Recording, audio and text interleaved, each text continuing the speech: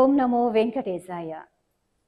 అఖిలాండకోటి బ్రహ్మాండ నాయకుడు నెలవైన తిరుమల పుణ్యక్షేత్రం శ్రీ వెంకటేశ్వర స్వామి వారి వార్షిక బ్రహ్మోత్సవాలకు సర్వాంగ సుందరంగా ముస్తాబవుతోంది. అక్టోబర్ 4వ తేదీ నుండి 12వ తేదీ వరకు స్వామివారి బ్రహ్మోత్సవాలు నవోన్మేషంగా జరగనున్నాయి. ఈ నేపథ్యంలో బ్రహ్మోత్సవ ఏర్పాట్ల గురించి ముచ్చటించనున్నారు టీటీడీ ఈఓ జె శ్యామలరావు గారు.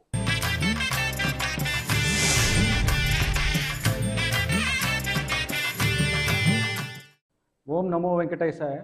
సృష్టికర్త అయిన బ్రహ్మదేవుడు మొట్టమొదటిగా బ్రహ్మోత్సవాలని నిర్వహించినట్టుగా పురాణాల ద్వారా తెలుస్తుంది.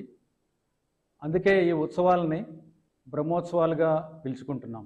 బ్రహ్మోత్సవాలకి ఉత్సవాల ఊరేగింపు ముందు బ్రహ్మరథాన్ని నడపడం అనేది ఆనవాయితీ. శ్రీవారి బ్రహ్మోత్సవాలు అక్టోబర్ 4 నుంచి అక్టోబర్ 12 దాకా 9 రోజులు జరగబోతున్నాయి. దాంట్లో ప్రతిరోజు కూడా వాహన సేవలు ఉంటాయి. ఉదయం 8 గంటల నుంచి 10 గంటల దాకా, అలాగే రాత్రి వాహన సేవలు 7 గంటల నుంచి 9 గంటల దాకా జరుగుతాయి. ఈ కార్యక్రమంలో ముఖ్యమైనది 5వ రోజు జరిగే గరుడ వాహన సేవ. ఆ రోజు ఎక్కువగా భక్తులు కూడా స్వామివారిని దర్శించుకోవడానికి వస్తారు. ఆ రోజు మాత్రం 6:30 నుంచి 11 గంటల దాకా ఈ కార్యక్రమం అనేది జరుపుతాము. 16 వాహనాల్లో భక్తులకు స్వామివారు దర్శనమిస్తారు బ్రహ్మోత్సవాల్లో. అలాగే 4వ తారీఖున ముఖ్యమంత్రి గారు వస్త్రాలని సమర్పించడం జరుగుతుంది. బ్రహ్మోత్సవాల్లో రద్దీ ఎక్కువ ఉంటుంది కాబట్టి ఆద్యత సేవలన్నీ కూడా రద్దు చేయడం జరిగింది. అలాగే ప్రత్యేక దర్శనాలు ఏమన్నా ఉన్నా కూడా అవన్నీ కూడా రద్దు చేయడం జరిగింది. విఐపి బ్రేక్ దర్శనాలు కూడా రద్దీ కారణంగా రద్దు చేయడం జరిగింది. అలాగే ఎస్సిడి టోకెన్స్ బ్రహ్మోత్సవాల సందర్భంగా 132,000 టోకెన్లు ఇవ్వడం జరిగింది. అలాగే సర్వదర్శనం టోకెన్లు డైలీ ఇచ్చే టోకెన్లు 24,000 ఇవ్వడం జరుగుతుంది. అంగ ప్రదక్షిణ టోకెన్లు కూడా ఈ రోజుల్లో రద్దు చేయడం జరిగింది. లడ్డు ప్రసాదాల డిమాండ్ ఈ మధ్యకాలంలో బాగా పెరిగింది. అందువలన నార్మల్గా మనము చేసే 54 కౌంటర్స్తో పాటు అదనంగా 11 కౌంటర్లు పెట్టి మొత్తం 65 కౌంటర్లు పెడదామని ఆలోచనలో ఉన్నాము. అది కూడా ఏర్పాట్లు చేయడం జరిగింది. మొత్తంగా 65 కౌంటర్లో లడ్డూలు డిస్ట్రిబ్యూట్ చేయడం జరుగుతుంది. అలాగే రోజుకి 3.5 లక్షల లడ్డూలు డిస్ట్రిబ్యూట్ చేయడం జరుగుతుంది. దీంతో పాటుగా 7 లక్షల లడ్డూలు అదనంగా ఒక బఫర్ స్టాక్ అనేది పెట్టుకుంటున్నాం. లక్షల్లో వస్తారు కాబట్టి దీనికి కొన్ని ప్రత్యేక చర్యలు తీసుకున్నాము. టీటీడీ సిబ్బంది, నిఘా సిబ్బంది ఉన్నారు. వారి ద్వారా 1200 మందికి డ్యూటీస్ వేయడం జరిగింది. అలాగే పోలీసు సిబ్బంది 3,800 మంది ఉంటారు.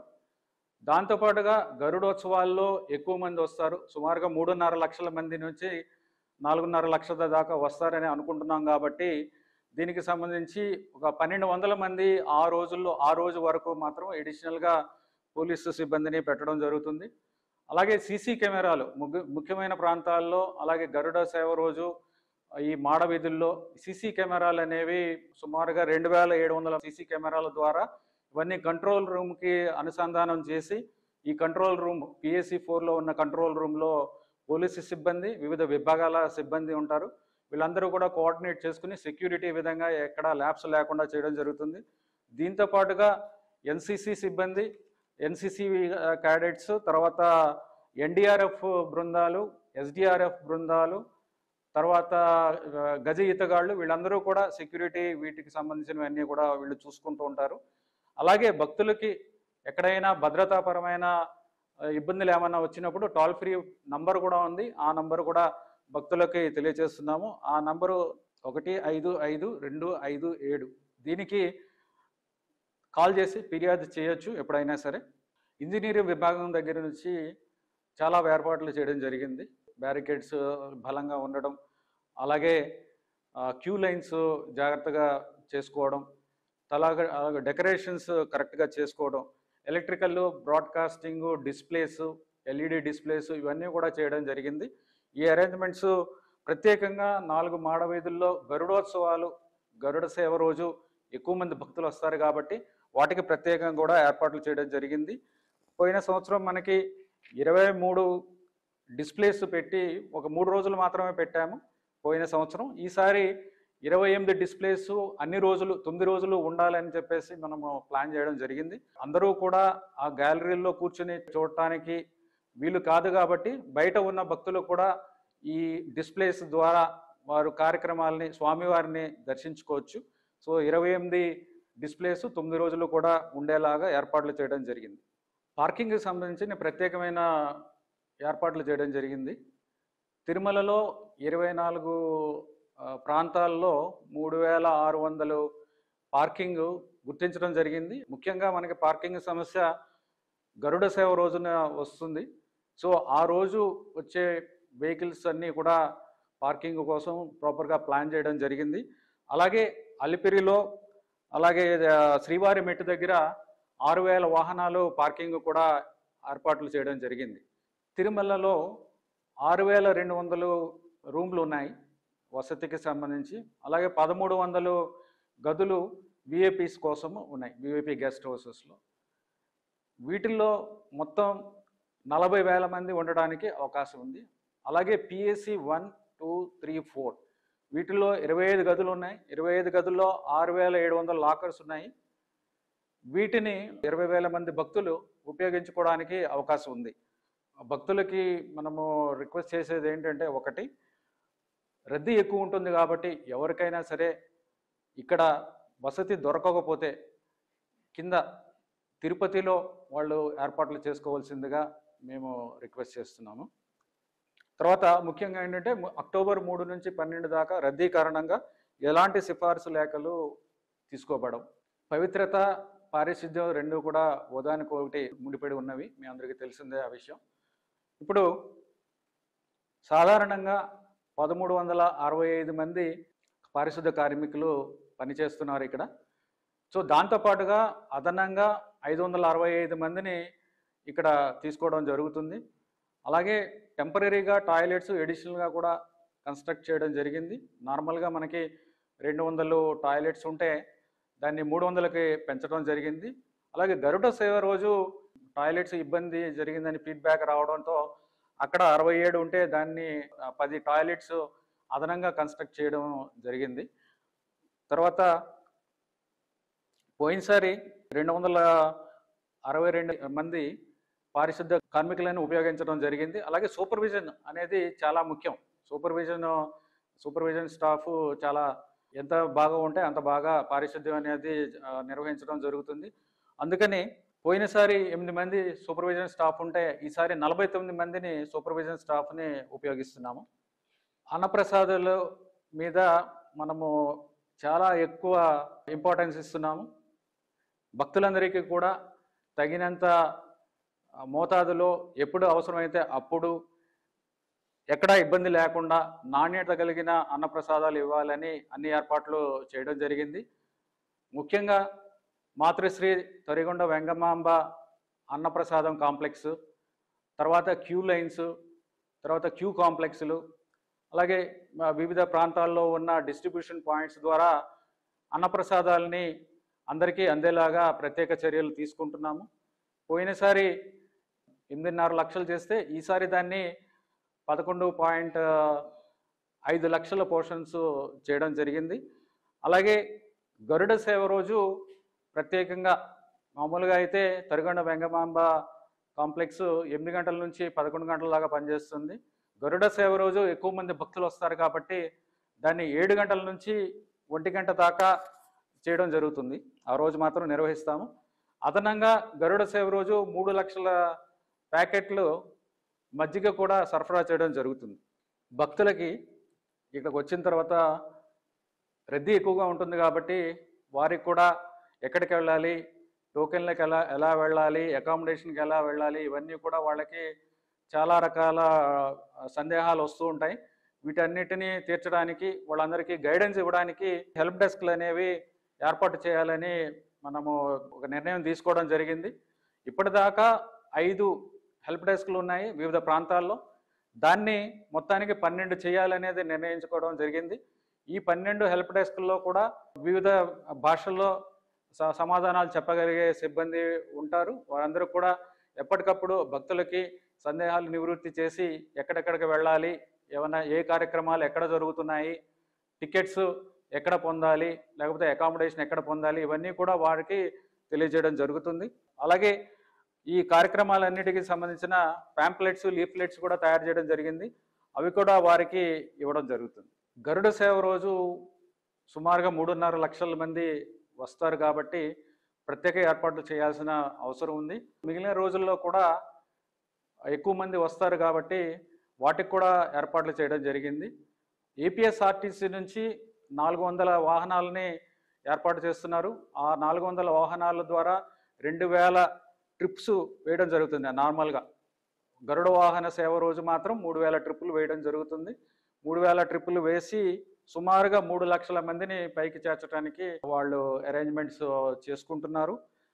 అలాగే ఘాట్ రోడ్లలో ట్రాఫిక్ క్రమబద్ధీకరించాలి కాబట్టి వాటికి కూడా అరేంజ్మెంట్స్ చేసుకోవడం జరుగుతుంది. ఘాట్ రోడ్లో ఎక్కడైనా వెహికల్ బ్రేక్ డౌన్ అయితే వాటిని కూడా ఎక్కడ ఇబ్బంది లేకుండా ఉండడానికి, రిపేర్స్ చేసుకోవడానికి కూడా mobile clinics, automobile clinics, cranes కూడా ఏపీఎస్ఆర్టీసీ నుంచి ఏర్పాటు చేయడం జరిగింది.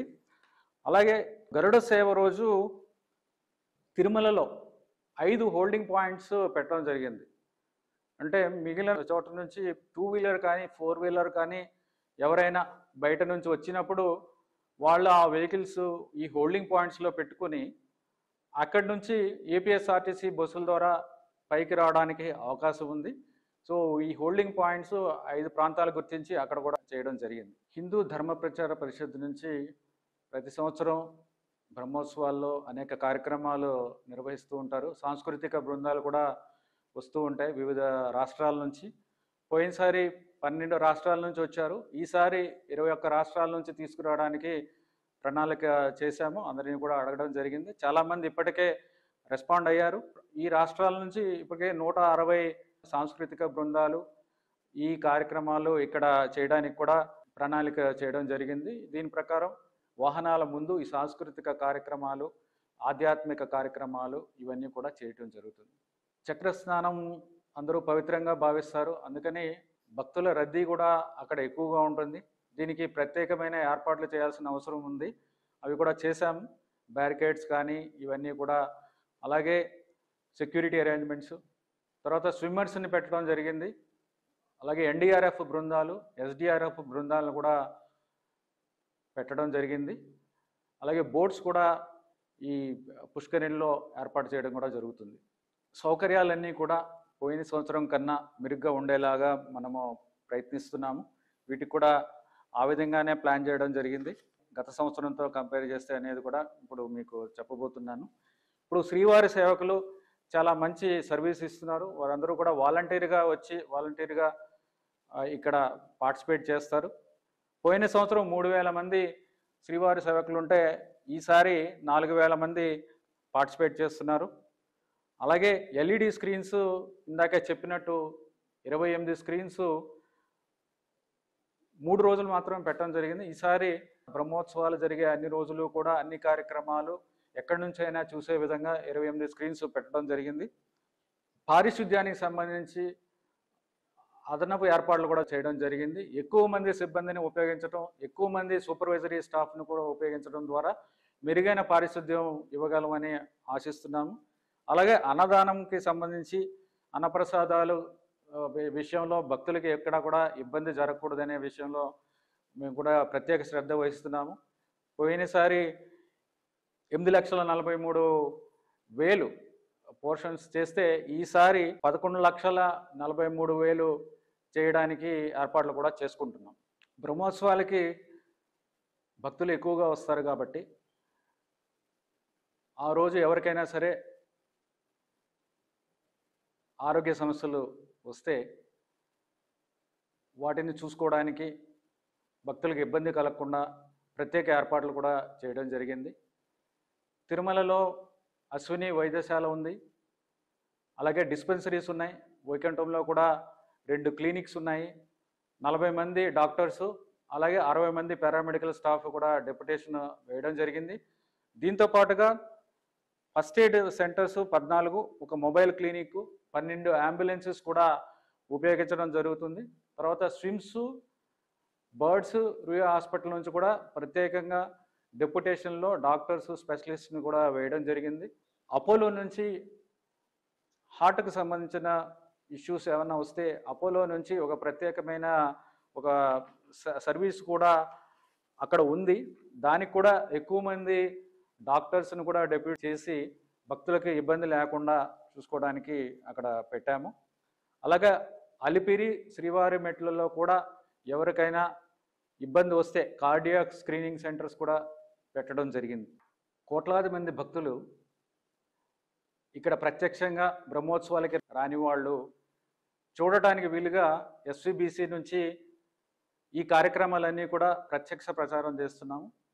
అవన్నీ కూడా భక్తులు తిలకించి స్వామివారి అనుగ్రహం పొందవలసిందిగా కోరుతున్నాం. ఓం నమో వెంకటేశాయ. చూశారు కదండి, బ్రహ్మోత్సవాలకు సంబంధించిన ఏర్పాట్ల గురించి సవివరంగా తెలియజేశారు TTD EO Shri J Syamala Rao గారు. టీటీడీ అందిస్తున్న సూచనలు అనుసరించి బ్రహ్మోత్సవాల తిరుమల యాత్రను ఫలప్రదం చేసుకుంటారని ఆశిస్తున్నాం.